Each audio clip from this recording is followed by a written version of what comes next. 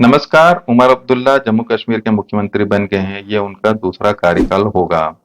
संभावना व्यक्त की जा रही है कि उनके मुख्यमंत्री बनने के बाद में उनके कार्यकाल के दौरान बहुत संभव है कि कश्मीर की स्वायत्तता, जो कश्मीर की ऑटोनॉमी है, उसको लेके हो सकता है कि उनकी सरकार या उनकी तरफ से ये पहल किया जा सकता है। क्योंकि उनके पिता फारूक अब्दुल्ला जब मुख्यमंत्री थे तो उनने बड़ी गंभीरता से इस चीज को लेके प्रयास किया है कि कश्मीर की स्वायत्तता मिल सके, कश्मीर की जो ऑटोनॉमी है उसको वो वापस लाना चाह रहे थे। और एक प्रकार से 1953 तिरपन से पहले का जो जम्मू कश्मीर का स्टेटस था उसको वो बरकरार रखने के लिए प्रयासरत रहे हैं। इसलिए राजनीतिक गलियारों में पंडितों का ये मानना है कि हो सकता है कि उमर अब्दुल्ला के आने के बाद में ये प्रयास फिर से नेशनल कॉन्फ्रेंस कर सकती है। फारूक अब्दुल्ला इस मुद्दे को लेके काफी गंभीर थे। सबसे पहले उन्होंने प्रयास किया जब नरसिम्हा राव प्रधानमंत्री थे। उस समय नरसिम्हा राव की सरकार अल्पमत में थी। उसका हो सकता है कि उन्हें फारूक अब्दुल्ला को लगा हो कि वो एक ऐसा अवसर है जब जिसका वो उपयोग कर सकते हैं, और नरसिम्हा राव के सामने उन्होंने ये प्रस्ताव रखा। नरसिम्हा राव पहले उनको एंटरटेन करते रहे, उस पर विचार करते रहे, और अचानक नरसिम्हा राव पलट गए और उन्होंने कहा कि इसकी कोई आवश्यकता नहीं है। जून 2000 में जम्मू कश्मीर की जो लेजिस्लेटिव असेंबली है, विधानसभा है, उसके दोनों सदनों से ये एक प्रस्ताव पारित हुआ। फारूक अब्दुल्ला उस समय मुख्यमंत्री थे, और ये प्रस्ताव में जो जम्मू कश्मीर की दोनों सदनों से प्रस्ताव पारित करवाया गया, और जिसमें 1953 से पहले का जो स्टेटस है जम्मू कश्मीर का, जो ऑटोनॉमी रेजोल्यूशन के नाम से उसे जाना जाता था, जो रेजोल्यूशन दोनों सदनों से पास कराया गया। फारूक अब्दुल्ला इस प्रस्ताव को लेके तत्कालिक प्रधानमंत्री उस समय अटल बिहारी वाजपेयी थे, उनके साथ में चर्चा की। ये प्रस्ताव फारूक अब्दुल्ला ने पारित करवाकर ये अब केंद्र सरकार को इसे अनुमोदित करना था।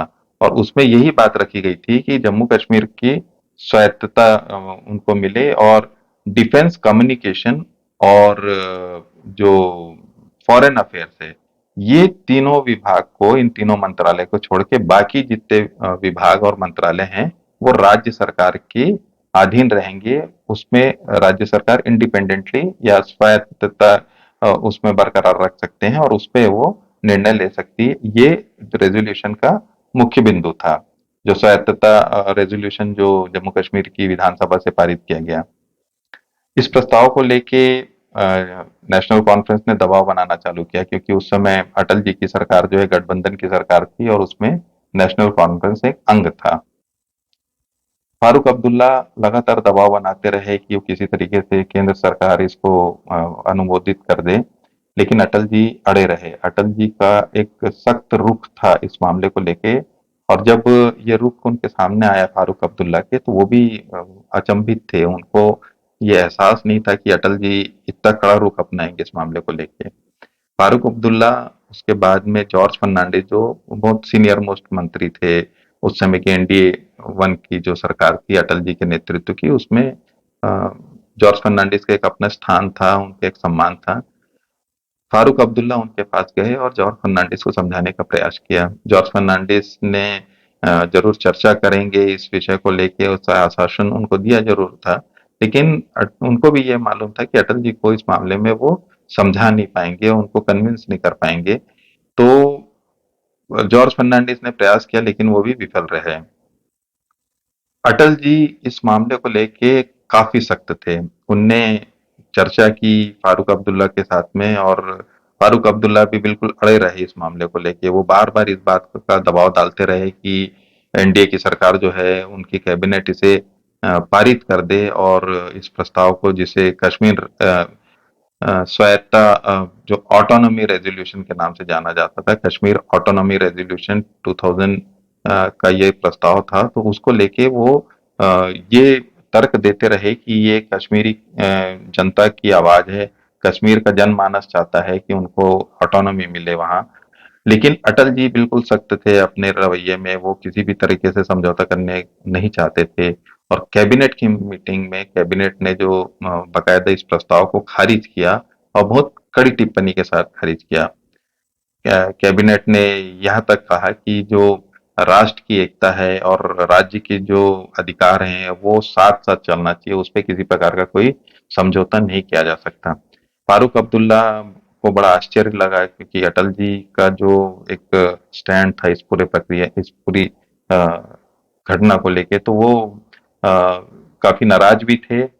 अटल जी ने फाइनली जो है उनको फ़ोन किया, उनसे चर्चा की और चर्चा करके अटल जी किसी तरीके से समझौता की बात ना करते हुए फिर अपना सख्त रवैया अपनाया और उनको सीधे-सीधे शब्दों में कह दिया कि अगर आपको चाहिए तो आप एनडीए से अलग हो सकते हैं। फारूक अब्दुल्ला के बेटे उमर जो इस समय कल जिनने शपथ लिया मुख्यमंत्री का, वो उस समय केंद्रीय मंत्री थे अटल जी की सरकार में। अटल जी का दो टूक जो जवाब सुन के उनका बिल्कुल एकदम स्पष्ट रूप से उनने ये संकेत दे दिया था कि अगर आप चाहते हैं तो आप सरकार से अलग हो सकते हैं। आप अपने बेटे को भी मंत्री पद से हाथ गंवाना पड़ेगा आपके बेटे को। ये सब रवैये से फारूक तो नाराज थे लेकिन फारूक छोड़ने को तैयार नहीं थे और उनने जुलाई 10 2000 को अपने कैबिनेट के अपने जो नेशनल कॉन्फ्रेंस की मीटिंग बुलाई और मीटिंग में ये निर्णय लेने के लिए ये मीटिंग बुलाई गया था कि क्या एनडीए में उनको कंटिन्यू करना है, एनडीए की सरकार के साथ में उनको रहना है या एनडीए से वो संबंध तोड़ लें। ये बैठक होनी थी लेकिन दुर्भाग्य से फारूक अब्दुल्ला की माताजी का देहांत हो गया और जुलाई 11 को उनका देहांत हुआ। उसके बाद में ये मामला लटक गया। अटल जी का कोई उस समय योजना नहीं थी जाने की और केंद्र सरकार के जो प्रतिनिधि के रूप में तत्कालीन गृह मंत्री और उप प्रधानमंत्री लाल कृष्ण आडवाणी जी जाने वाले थे कश्मीर और वो अ, एक जो शोक सभा थी या जो संवेदना प्रकट करना था केंद्र सरकार के प्रतिनिधि के रूप में उसमें आडवाणी जी को जाना था। साथ में जॉर्ज फर्नांडिस भी जाने वाले थे। अचानक अटल जी का प्रवास बना उनका कार्यक्रम बना कि अब अटल जी भी श्रीनगर जाएंगे और फारूक की माता जी को श्रद्धांजलि देंगे। अटल जी गए। जाने के बाद में फारूक अब्दुल्ला के मन में थोड़ा सा एक परिवर्तन आया। उन्हें लगा कि अटल जी के आने के बाद में वो थोड़ा सॉफ्ट हुए। उनको थोड़ा सा एहसास हुआ कि देश के प्रधानमंत्री स्वयं आए हैं उनकी माता जी को श्रद्धांजलि देने और वो उनका रवैया थोड़ा नरम हो गया।